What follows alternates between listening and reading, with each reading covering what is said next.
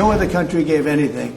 We gave $60 million 2 weeks ago for food for Gaza. And nobody acknowledged it. Nobody talks about it. Nobody gave but us. And nobody said, gee, thank you very much. When you get it down to a certain number, Israel's going to have to make a decision. I know what I do, but I don't think it's appropriate that I say, but Israel's going to have to make a decision.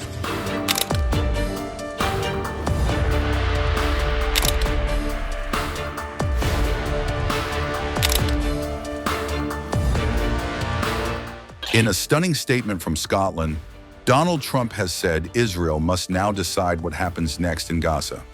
This, as the U.S. and Israel walk away from the Doha peace talks, blaming Hamas for killing the dialogue. Speaking alongside EU Chief Ursula von der Leyen in Turnberry, Trump complained no one thanked him for sending $60 million in food aid to starving Palestinians in Gaza. It would be nice to get at least a thank you, Trump told reporters, visibly frustrated. He took a swipe at Europe too, saying not a single European country gave anything to Gaza. When asked about heartbreaking images of starving children in Gaza, Trump called them terrible, but quickly pivoted, claiming they're stealing the food, a veiled jab at Hamas, which Israel accuses of hijacking humanitarian aid. Mr. President, should Israel be doing more to allow food into Gaza? Say it. Should Israel be doing more to allow food into Gaza? What did you say? Should Israel be doing more to allow food into Gaza? Well, you know, we gave $60 million 2 weeks ago, and nobody even acknowledged it, for food. And it's terrible. You know, you really at least want to have somebody say thank you. No other country gave anything. We gave $60 million 2 weeks ago for food for Gaza. And nobody acknowledged it. Nobody talks about it. And it makes you feel a little bad when you do that, and, you know, you have other countries not giving anything. None of the European countries, by the way, gave. I mean, nobody gave but us. And nobody said, gee, thank you very much. And it would be nice to have at least a thank you. And I took a lot of heat. You know, when I do that, a lot of people aren't happy about that because they say, well, why are we doing it and nobody else? But I think we had a humanitarian reason for doing it. What's going to happen? I don't know. I can tell you that Hamas, as I said would happen, at the end, you know, we've gotten back a lot of hostages, a tremendous number of hostages, most of them. Now we have dead hostages, and the mothers want them back, and we have 20 people approximately, but that are living. But we have a lot of bodies, and the parents want those bodies as much as they would want their child if that child were alive. I met with parents that it was so sad. Sir, please get my son back. How is your son doing? Well, he's dead, but they have his body, and it's so important. It's more important. It's almost like more, but it's as important as if the child were living. These people were, they're devastated. And I said, when you get it down to a certain number, you're not going to be able to make a deal with Hamas.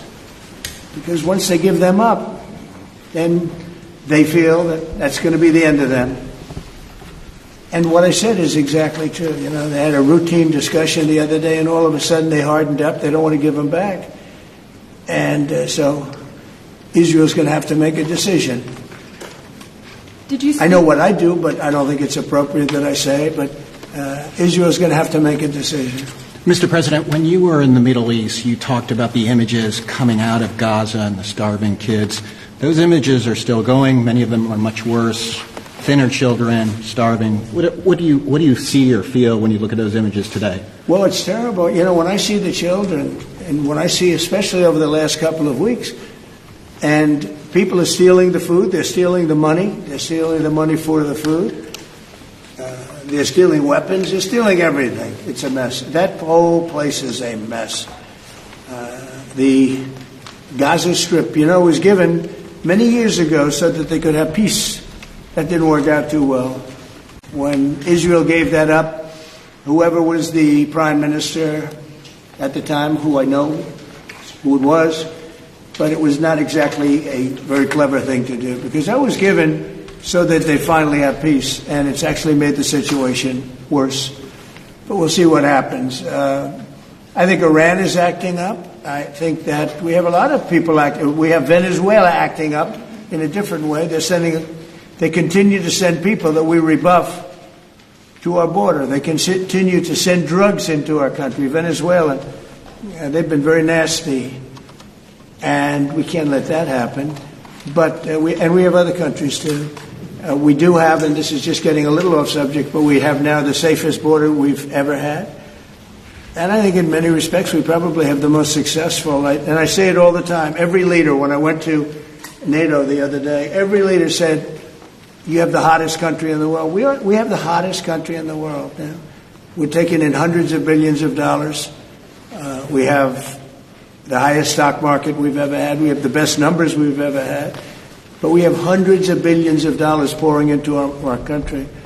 And I think it's the hottest. And by the way, 1 year ago, our country was dead. We had a dead country because of an incompetent president and incompetent Democrats. All they know how to do is talk and think about conspiracy theories and nonsense. If they'd waste their time talking about America being great again, it would be so much nicer, so much easier, be very successful. But we were a dead country, and now we have the hottest country anywhere in the world. Yeah. Any other questions? Mr. President, President Trump, on this particular deal, if you manage to do a deal today, will that be the end of the matter, or could there be more tariffs coming, particularly on pharmaceuticals? No, if we do a deal today with the European Union, that will be the end of it. Yeah, we'll go, I guess, a number of years at least before we have to even discuss it again. No, that would be the end of it. Including pharmaceuticals? And this is the biggest deal. People don't realize this is bigger than any other deal. We have great countries. I'm familiar with many of them. So are you. And this is really the biggest deal. This is I guess we're the biggest out there, and they're the second. And when we come together, this will be the biggest deal. If that happens, and it could happen, should happen. Okay? Will pharmaceuticals be part of today's deal? No, it won't. Pharmaceuticals will be, could be, we'll do something, but basically pharmaceuticals won't be part of it because we have to have them made in the United States, and we want them made in the United States. And I think it's easy to say, and I think it's important to say pharmaceuticals are very special. We can't be in a position where we're relying on other countries. Now, Europe is going to make pharmaceuticals, drugs, and everything else for us too, a lot, but we're going to have also our own.